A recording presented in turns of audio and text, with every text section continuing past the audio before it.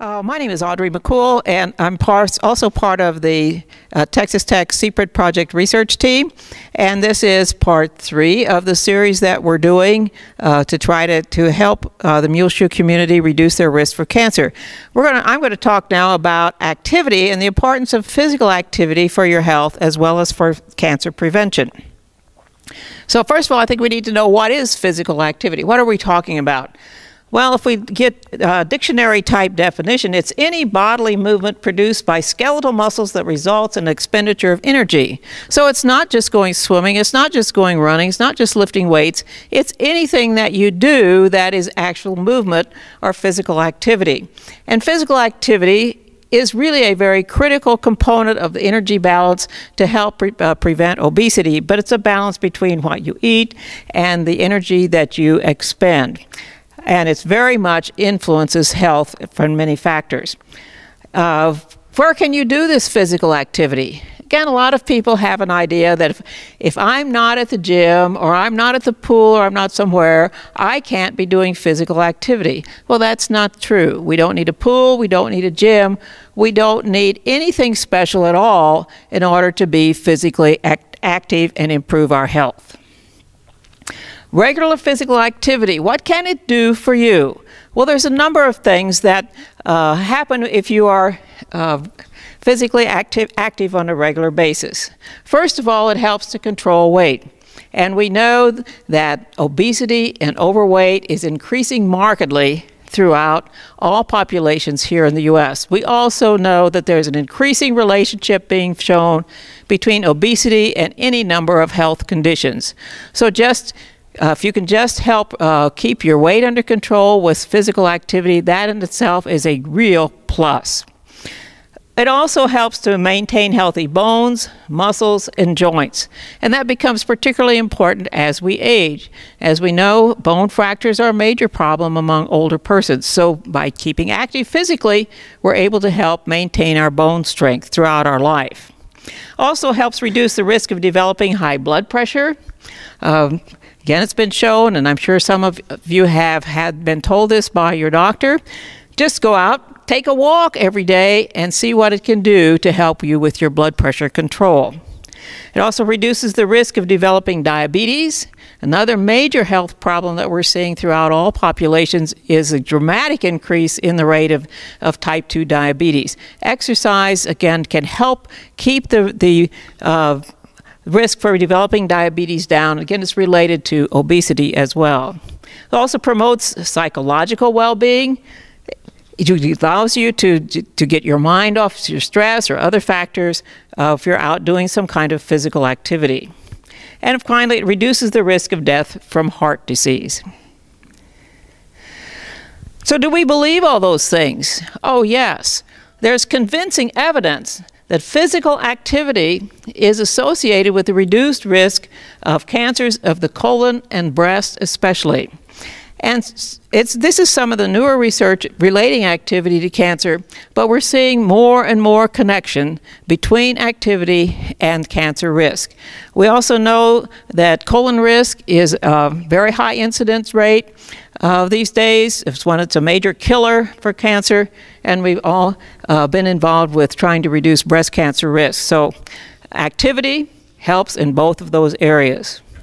More recently, there have been reported links between physical activity and a reduced risk of cancer of the prostate and the lungs and of endometrial cancer. So we're seeing a broadening scope of cancer risk which might be reduced by increased physical activity. How does it reduce the risk of cancer? Well, several ways. We've already mentioned by reducing obesity, a number one way in which physical activity can help reduce cancer. It also reduces risk by lowering inflammation. Perhaps you've heard that inflammation can be a problem with cardiovascular disease, and it is, and it's also a problem with cancer risk. It lowers hormone levels, particularly that of insulin. It improves insulin resistance. It improves the immune system functioning as well. So they're all very valuable things if we want to maintain our health that can be enhanced by physical activity. So another relationship with obesity and cancer is that as extra fat tissue increases, and particularly around the abdomen, and that's been shown again to be a problem with many diseases, including cancer. When we get the fat tissue around the abdominal area, it increases our health risk. Why? In the case of cancer, those fatty tissue that builds up in the abdominal area seems to produce high levels of estrogen and also abnormally high levels of insulin. And at high levels of both those hormones are linked to increased cancer risk. So again, let's keep our eye on our obesity level and see what we can do with increasing activity. More reason for thinking about activity with increased fatty tissue. The tissue, again, that builds up around your abdominal area makes the body produce too many inflammatory proteins called cytokines. And a constant low level of inflammation occurs from these proteins, and that inflammation leads to cell damage and possible cancer risk. So we want that fatty tissue away from your abdominal area. That's the wrong one. Okay, how much do we need? Recommendations are that you try to get 30 minutes of physical activity every day. 40 to 60 minutes is even better, and we're seeing more and more recommendations that are going toward getting an hour of physical activity every day. If you can't get it every day, at least try to get it 5 days a week.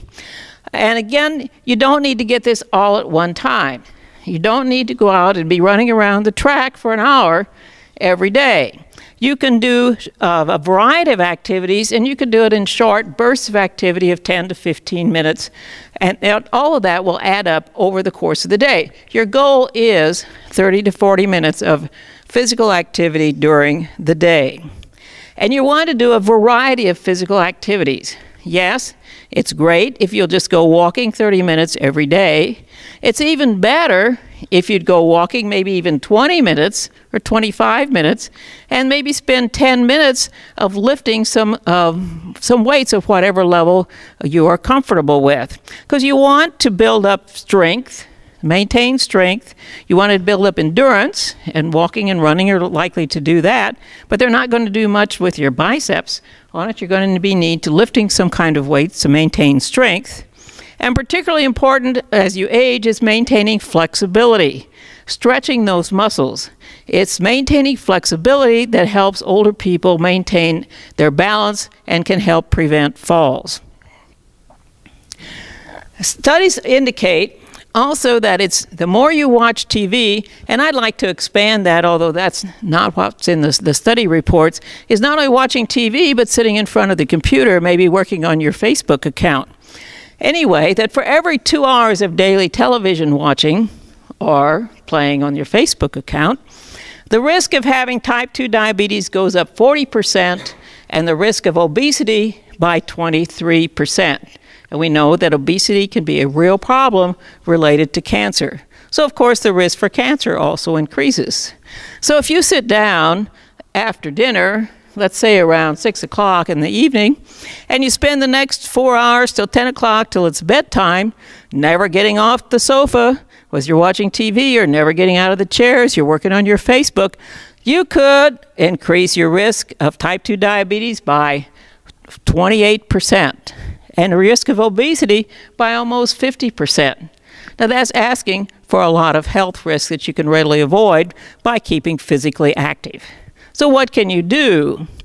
How about replacing 30 minutes of the TV watching or the computer sitting by some kind of physical activity? If you're spending the time to watching the TV, why not spend a little bit of it doing some kind of physical activity and reducing your risk of cancer and other disease? Some ideas that you might think about if you're trying to find ways to improve your activity. If you're watching TV, the commercials, we all like to watch the commercials. So instead of sitting there watching them, get up, walk around, do something during the commercials. Sometimes that can be as much as 5 minutes, and you can add that into your total for the day. Another suggestion that I've seen is don't use your remote get up to change the channels. However, the TVs that I've seen recently are so sophisticated I couldn't figure out how to change it anyway on the TV. So I might as well use the remote, but maybe I could get up and walk around with it and get some movement in that way. Some things that you might do while you're watching the show or during commercials. Lift handheld weights. And you don't even need to go to Walmart or wherever and buy some weights. You've all got things in the house, I'm sure, that weigh a couple of pounds, maybe anywhere from 2 to 5 pounds. And use those items as objects that you're going to lift the weights. I'm a food person. I can go to my pantry and find some cans that I could use to do this. Have the TV in front of a treadmill. If you've got a treadmill or a bike or something like that in your house, an exercise bike, put the TV in front of it, or put the equipment in front of the TV and work out while you're watching it. And above all, get out of the habit of snacking while watching TV or working on the computer. It's mindless eating that we do whenever we're snacking there. And we all know that mindless eating leads to excessive food intake because we're not paying attention at all to what we're eating. We're not even hungry. We're usually just doing something to keep our hands busy or to keep us occupied while we're watching TV. So no snacks, but if you have to snack, try some just carrot sticks or celery or something like that. So in summary, being active is important for your health, not only for cardiovascular disease, but for cancer, for diabetes. All of the major health problems that we are seeing today on the increase can be helped by increasing your physical activity. Being physically active takes a little of your time, certainly, but it needs not take a little bit of your money. You can do things at home that you've got with things that you have. Everyone can walk. So that's a free item that you can do. You can work out at home with things that you've got in your house. So remember that all movement counts. And we want to do a variety of movements in order to have both increase our strength, our endurance, and our flexibility.